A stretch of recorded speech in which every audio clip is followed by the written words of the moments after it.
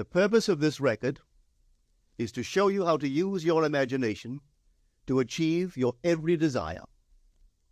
Most men are totally unaware of the creative power of imagination and invariably bow before the dictates of facts and accept life on the basis of the world without. But when you discover this creative power within yourself, you will boldly assert the supremacy of imagination and put all things in subjection to it. When the man speaks of God in man, he is totally unaware that this power called God in man is man's imagination. This is the creative power in man. There is nothing under heaven that is not plastic as potter's clay to the touch of the shaping spirit of imagination. Once a man said to me, "You know, Neville, I love to listen to you talk about imagination. But as I do so, I invariably touch the chair with my fingers and push my feet into the rug, just to keep my sense of the reality and the profundity of things." Well, undoubtedly he is still touching the chair with his fingers and pushing his feet into the rug.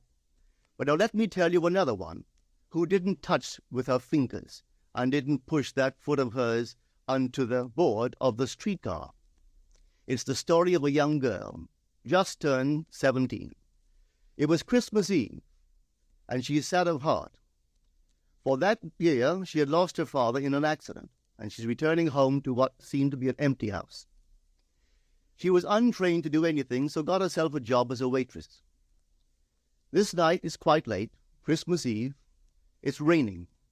The car is full of laughing boys and girls home for their Christmas vacation. And she couldn't conceal the tears. Luckily for her, as I said, it was raining. So she stuck her face into the heavens to mingle her tears with rain. And then, holding the rail of the streetcar, this is what she did. She said, "This is not rain, but this is spray from the ocean. And this is not the salt of tears that I taste, but this is the salt of the sea in the wind. And this is not San Diego. This is a ship, and I'm coming into the Bay of Samoa." And there she felt the reality of all that she had imagined. Then came the end of the journey, and all were out. 10 days later, this girl received a letter from a firm in Chicago saying that her aunt, several years before, when she sailed for Europe, deposited with them $3,000 with instructions that if she did not return to America, this money should be paid to her niece. They had just received information of the aunt's death and were now acting upon her instructions. 1 month later, this girl sailed for Samoa. As she came into the bay, it was late that night, and there was salt of the sea in the wind. It wasn't raining, but there was spray in the air, and she actually felt what she felt 1 month before, only this time she had realized her objective. Now this whole record is technique. I want to show you today how to put your wonderful imagination right into the feeling of your wish fulfilled, and let it remain there and fall asleep in that state. And I promise you from my own experience, you will realize the state in which you sleep if you could actually feel yourself right into the situation of your fulfilled desire and continue therein until you fall asleep. As you feel yourself right into it, remain in it until you give it all the tones of reality, until you give it all the sensory vividness of reality. As you do it, in that state, quietly fall into sleep. And in a way you will never know, you could never consciously devise the means that will be employed, you will find yourself moving across a series of events leading you towards the objective realization of this state. Now here is a practical technique. The first thing you do, you must know exactly what you want in this world. When you know exactly what you want, make as lifelike a representation as possible of what you would see and what you would touch and what you would do and physically moving in such a state. For example, suppose I wanted a home, but I had no money, but I still know what I want. without taking anything into consideration, I would make as lifelike a representation of the home that I would like, with all the things in it that I would want. And then, this night, as I would go to bed, I would, in a drowsy, sleepy state, the state that borders upon sleep, I would imagine that I am actually in such a house, that were I to step off the bed, I would step upon the floor of that house. Were I to leave this room, I would enter the room that is adjacent to my imagined room in that house. And while I am touching the furniture and feeling it to be solidly real, and while I am moving from one room to the other in my imaginary house, I would go sound asleep in that state. And I know that in a way I could not consciously devise, I would realize my house. I have seen it work time and time again.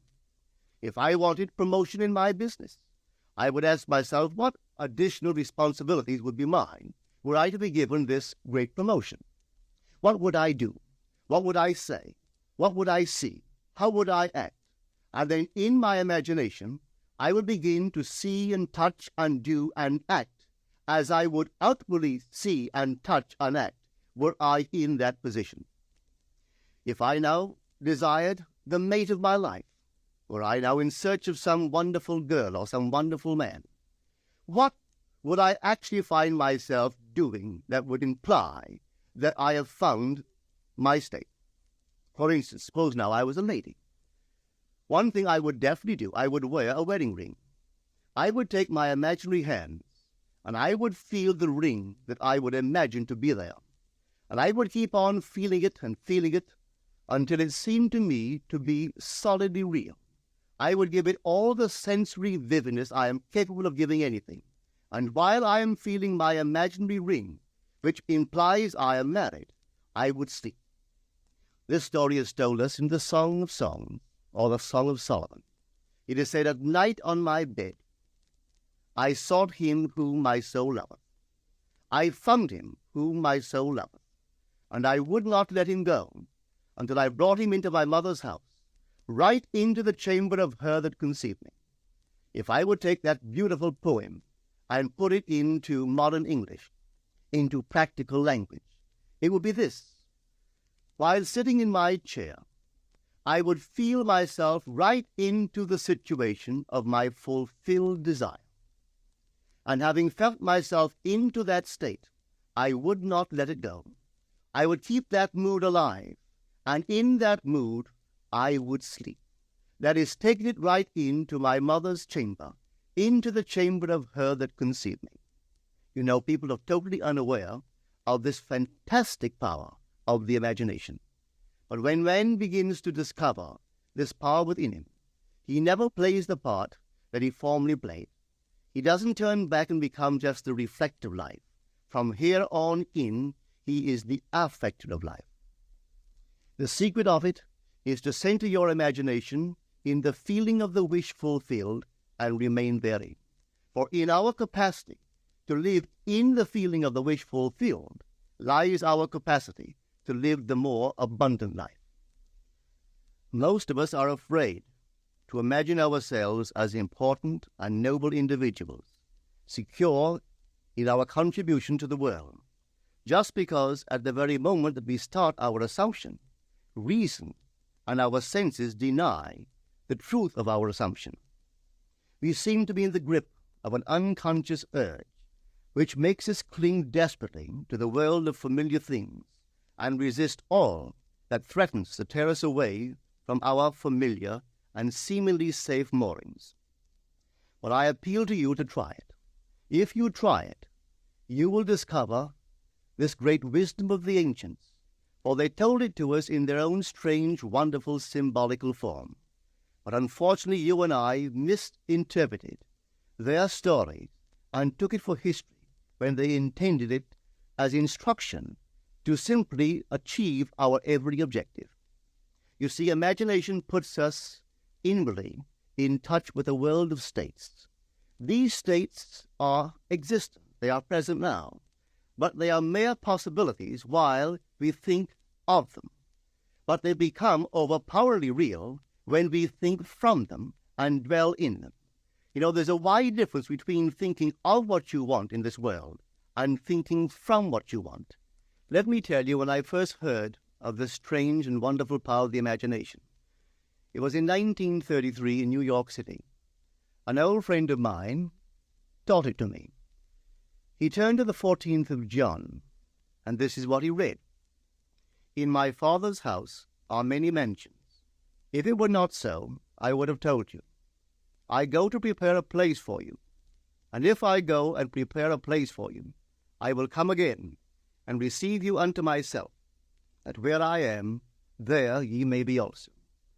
He explained to me that this central character of the Gospels was human imagination, that mansion was not a place in some heavenly house, but simply my desire. If I would make a living representation of the state desired, and then enter that state and abide in that state, I would realize it. At the time, I wanted to make a trip to the island of Barbados in the West Indies, but I had no money. He explained to me that if I would that night, as I slept in New York City, assume that I was sleeping in my earthly father's house in Barbados, and go sound asleep in that state, that I would realize my trip. Well, I took him at his word and tried it. For 1 month, night after night, as I fell asleep, I assumed I was sleeping in my father's home in Barbados. At the end of my month, an invitation from my family came, inviting me to spend the winter in Barbados. I sailed for Barbados the early part of December of that year. From then on, I knew I had found this Savior in myself. The old man told me that it would never fail. Even after it happened, I could hardly believe that it would not have happened anyway. That's how strange this whole thing is. On reflection, it happens so naturally. You begin to feel or to tell yourself, well, it would have happened anyway, and you quickly recover from this wonderful experience of yours. It never failed me if I would give the mood, the imagined mood, sensory vividness. I could tell you unnumbered case histories to show you how it works, but in essence, it's simple. You simply know what you want. When you know what you want, you're thinking of it. That is not enough. You must now begin to think from it. Well, how could I think from it? I am sitting here, and I desire to be elsewhere.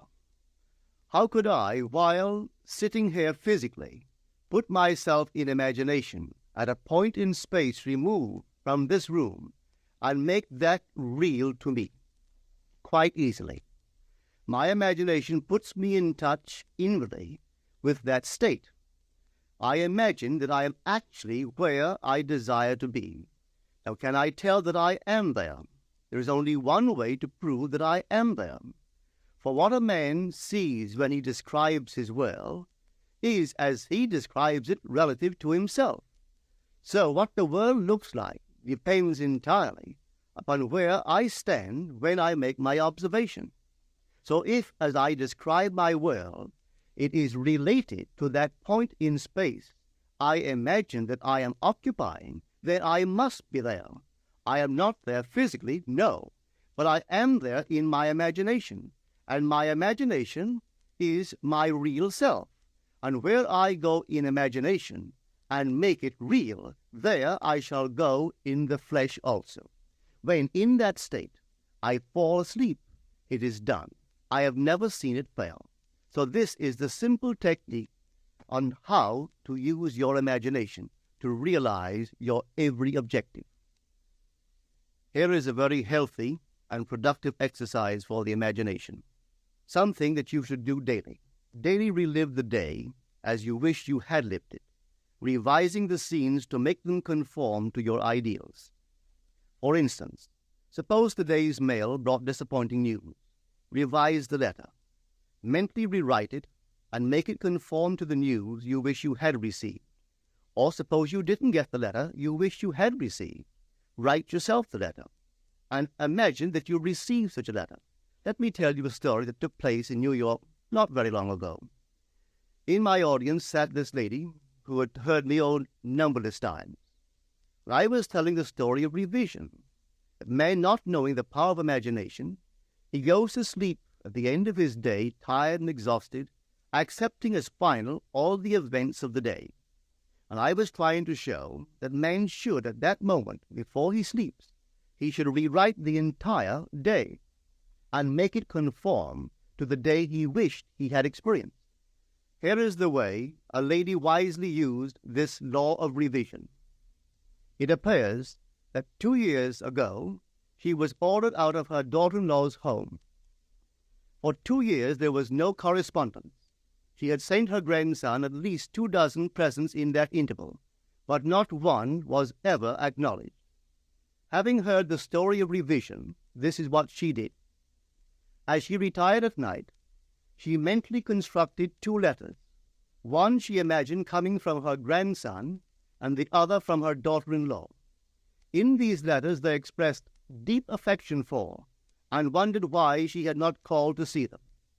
This she did for 7 consecutive nights, holding in her imaginary hand the letter she imagined she had received, and reading these letters over and over until it aroused within her the satisfaction of having heard.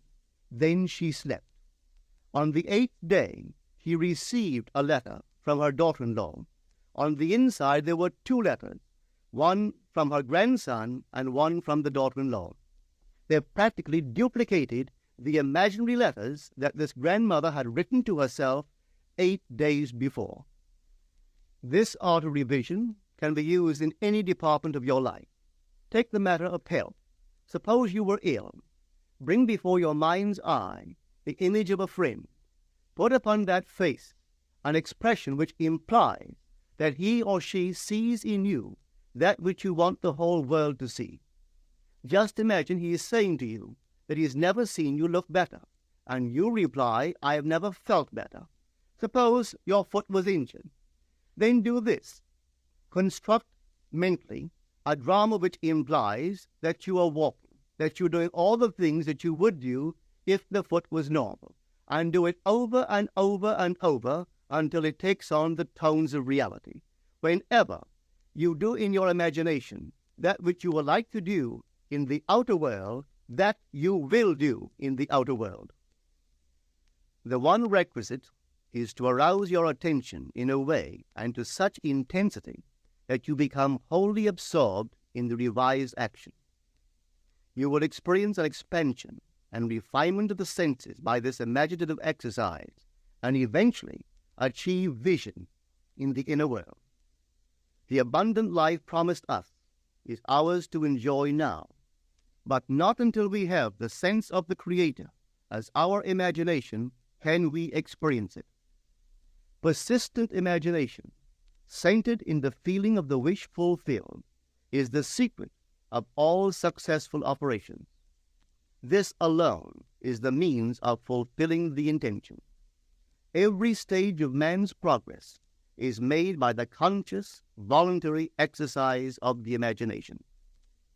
Then you will understand why all poets have stressed the importance of controlled, vivid imagination. Listen to this one by the great William Blake. In your own bosom you bear your heaven and earth, and all you behold, though it appears without, it is within, in your imagination, of which this world of mortality is but a shadow. Try it, and you too will prove that your imagination is the Creator.